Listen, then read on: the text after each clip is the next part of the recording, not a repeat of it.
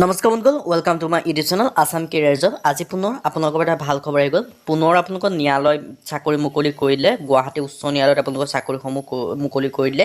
ইয়াত আপোনালোকৰ গ্ৰেড 3 আৰু গ্ৰেড 4 চাকৰি আছে জুনিয়ৰ এছিষ্টেণ্ট পিয়নৰ এণ্ডাৰৰ আপোনালোকৰ ভেকেঞ্চি আছে আৰু ইয়াৰ কাৰণে আপোনালোকে অনলাইন যোগে আবেদন কৰিব পাৰিব নিজৰ মোবাইলৰ পৰাই 10 পাছ 12 পাছ গ্ৰেজুৱেশ্যন সকলোৱে আপোনালোকে ভেকেঞ্চিসমূহ লাভ কৰিব কেনেদৰে আবেদন কৰিব পাৰিব লগতে চাকৰিসমূহ কি হয় এজ ক্ৰাইটেৰিয়া কিমান লাগিব এই সকলোখিনি কথা এই ভিডিঅ' যোগে আলোচনা কৰা হ'ব যদি ভিডিঅ'টো ভাল পায় ভিডিঅ' লাইক কৰিব লগতে চেনেলটো ছাবস্ক্ৰাইব কৰি দিব পাৰে এনেকুৱা ধৰণৰ ভিডিঅ'সমূহ প্ৰতিদিনে পাই থাকিব পাৰে লগতে ভিডিঅ'টো বন্ধুৰ মাজত শ্বেয়াৰ কৰি দিব যাতে সকলো বন্ধুবোৰে আজিৰ জবৰ আপডেটসমূহ পাই থাকে হোৱাটছআপ ফেচবুক চবতে আপোনালোকে শ্বেয়াৰ কৰি দিব পাৰে লগতে আমাৰ হোৱাটছআপ চেনেল আৰু টেলিগ্ৰাম চেনেলৰ লিংক ভিডিঅ' ডেছক্ৰিপশ্যনত দিয়া আছে তাতো আপোনালোকে জইন হ'ব পাৰে তেতিয়া আপোনালোকে ডেইলি জবৰ আপডেটসমূহ পাই থাকিব আহক আজিৰ ভিডিঅ'টো আৰম্ভ কৰোঁ মই আপোনালোক জনাই দিছোঁ ভেকেঞ্চিখিনি মুকলি কৰিছে গুৱাহাটী হাইকোৰ্টৰ ৰিক্ৰুটমেণ্টৰ ফালৰ পৰা ইয়াত আপোনালোকক ভালে সংখ্যক গ্ৰেড 3 আৰু গ্ৰেড 4 ভেকেঞ্চি মুকলি কৰিলে গুৱাহাটী হাইকোৰ্টৰ ফালৰ পৰা যদি আপোনালোকে গুৱাহাটী হাইকোৰ্টত চাকৰি কৰিব বিচাৰিছে তেন্তে আপোনালোকৰ এটা বৃহৎ অপৰচুনিটি এই মুহূৰ্তত আহি পৰিছে আপোনালোকে গুৱাহাটী হাইকোৰ্টৰ গ্ৰেড 3 আৰু গ্ৰেড 4 ভেকেঞ্চি এপ্লাই কৰিব পাৰিব যদি ইণ্টাৰেষ্টেড আপোনালোকে দেখিব পাৰিছে আৰু মই প্ৰথমে আপোনালোকক লাষ্ট ডেটটো জনাই দিছোঁ কেতিয়ালৈকে আপোনালোকে আবেদনসমূহ কৰিব পাৰিব লাষ্ট ডেট আপোনালোকে দেখিব পাৰিছে 30/8/2024 মানে আপোনালোকে আগষ্ট মাহৰ 30 তাৰিখলৈকে ভেকেঞ্চি কেইটাৰ কাৰণে আবেদনসমূহ কৰি ল'ব পাৰিব ইণ্টাৰেষ্টেড যদি হয় আৰু ইয়াত আপোনালোকে দেখিব পাৰিছে ষ্টেনোগ্ৰাফাৰৰ গ্ৰেড 3 ভেকেঞ্চি আছে তাৰপৰা আছে আপোনালোকৰ ড্ৰাফটি ভেকেঞ্চি যিটো আপোনালোকৰ গ্ৰেড 4 ভেকেঞ্চি হয় মানে গ্ৰেড 3 আৰু গ্ৰেড 4 লেভেলৰ আপোনালোকৰ ভেকেঞ্চি মুকলি কৰি দিছে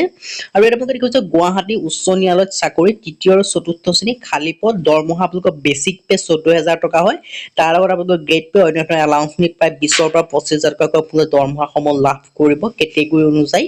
আপোনালোকক মই পোনপ্ৰথমে এটা জনাইছো অৰ্গেনাইজেশ্যন নেম আপোনালোকে দেখিব পাইছে Guwahati high court number of post দুটা দেখিব পাইছে এডুকেশ্যন কোৱালিফিকেশ্যন 10 পাছ আৰু গ্ৰেজুৱেশ্যনৰ কাৰণে চাকৰি পাব জব টাইপ হৈছে চেন্ট্ৰেল গভৰ্ণমেণ্ট জব হয় আৰু চেন্ট্ৰেল গভৰ্ণমেণ্ট জব আৰু গুৱাহাটীতে আছে চাকৰি কৰিব পাৰিব এপ্লাই মোড আপোনালোকে অনলাইন যোগে কৰিব পাৰিব অনলাইন যোগে আপোনালোকে বৃহৎ অপৰচুনিটি হয় আপোনালোকে গম পায় যে যিবিলাক গ্ৰেড 3 গ্ৰেড 4 থাকে এইবিলাক আপোনালোকে অফলাইন যোগে কৰিবলগীয়া হয় বুলি অসমৰ আণ্ডাৰত যদি মুকলি হয় কিন্তু আপোনালোকে এতিয়া অনলাইন যোগে কৰিব পাৰিব নিজৰ মোবাইলৰ পৰাই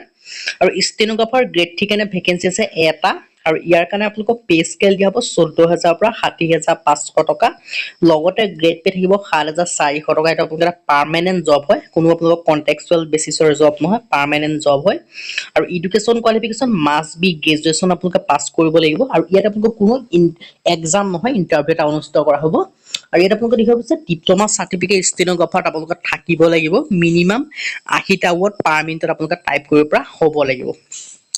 আৰু যেটো আপোনালোকৰ ড্ৰাফটি গ্ৰেড 4 ভেকেঞ্চি মুকলি কৰিছে তাৰ কাৰণে এটাকৈ ভেকেঞ্চি মুকলি কৰিছে আৰু ইয়াত আপোনালোকৰ দৰমহাসমূহ দিয়া হ'ব 12000 পৰা 52000 টকা পৰ্যন্ত লগতে গ্ৰেড পে থাকিব 4400 টকা আৰু এডুকেশ্যন কোৱালিফিকেশ্যনৰ ক্ষেত্ৰত আপোনালোকে 10 পাছ কৰিলে মিনিমাম 10 পাছ হয় মেক্সিমামৰ কথা ইয়াত উল্লেখ কৰা নাই 10 পাছ 12 পাছ গ্ৰেজুৱেশ্যন সকলোৱে আবেদন কৰিব কিয়নো আপোনালোকে চেন্ট্ৰেল গভৰ্ণমেণ্টৰ জব হয় কিন্তু গুৱাহাটীতে চাকৰি কৰিব পাৰিব আৰু চেন্ট্ৰেল গভৰ্ণমেণ্ট জবৰ ক্ষেত্ৰত কোনো হাইয়েষ্ট কোৱালিফিকেশ্যনটো লিখা নাথাকে সেইবাবে আপোনালোকে মিনিমাম 10 পাছৰ পৰা আপোনালোকে আবেদনসমূহ কৰি ল'ব পাৰিব এজ লিমিটৰ কথা যদি ক'বলৈ যাওঁ যিসমূহ জেনেৰেল কেটেগৰী কেণ্ডিডেট হয় তেওঁলোকে 18 পৰা 40 বছৰৰ ভিতৰৰ কেণ্ডিডেট আবেদন কৰিব পাৰিব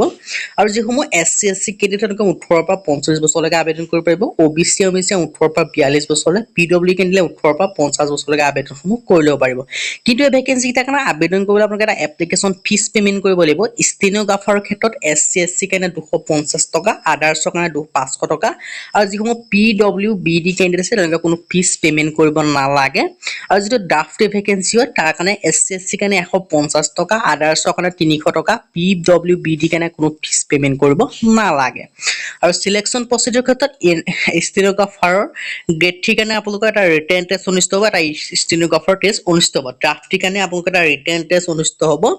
আৰু আপোনালোকৰ এটা ইন্টাৰভিউ এটা অনুষ্ঠিত হ'ব হাউ টু এপ্লাই ইয়াৰ কাৰণে আবেদন কৰিবলৈ আপোনালোকৰ যেটো গুৱাহাটী হাইকোৰ্টৰ ৰিক্ৰুটমেন্ট পোৰ্টেল বা গুৱাহাটী হাইকোৰ্ট বুলি আপোনালোকে গুগল বা ক্ৰমত সাৰ্চ কৰিব সাৰ্চ কৰিলে ৱেবসাইটটো আহি যাব বা মই আপোনালোকৰ এডভাৰটাইজমেন্টৰ লিংকটো মই ভিডিও ডেসক্ৰিপচনত দিয়া থাকিব তাতো আপোনালোকে এপ্লাই লিংকটো পাই যাব গৈ পেলাই আপোনালোকে আবেদনসমূহ কৰিব পোনপ্ৰথমে ৰেজিষ্ট্ৰেচন ৰেজিষ্ট্ৰেশ্যন কৰিব লাগিব, তাৰ পৰা আবেদনসমূহ কৰিব পাৰিব। আৰু আবেদন ষ্টাৰ্ট হ'ব 13/8/2024 মানে আগষ্ট মাহৰ 13 তাৰিখৰ পৰাহে আপোনালোকৰ আবেদনসমূহ ষ্টাৰ্ট হ'ব। আৰু এপ্লিকেশ্যনৰ লাষ্ট ডেটটো দি আছে 28/8/2024 মানে আগষ্ট মাহৰ 28 তাৰিখলৈকে আপোনালোকে আবেদনসমূহ কৰিব পাৰিব। আৰু ইম্পৰ্টেণ্ট লিংক লগতে এডভাৰটাইজমেণ্টৰ লিংক মই ভিডিঅ' ডেছক্ৰিপশ্যনত দিয়া থাকিব, আপোনালোকে ভালদৰে চাই মেলি এপ্লাইসমূহ কৰিব পাৰিব। এটা বৃহৎ অপৰচুনিটি হয়, গুৱাহাটীতে থাকি চেণ্ট্ৰেলৰ চাকৰিসমূহ লাভ কৰিব পাৰিব। আজি ভিডিঅ' মানে যদি ভিডিঅ' ভাল পালে লাইক কৰিব, লগতে চেনেলটো ছাবস্ক্ৰাইব কৰি দিব, এনেকুৱা ভিডিঅ' প্ৰতিদিনে পাই থাকিব। আজিলৈকে লগ পাম।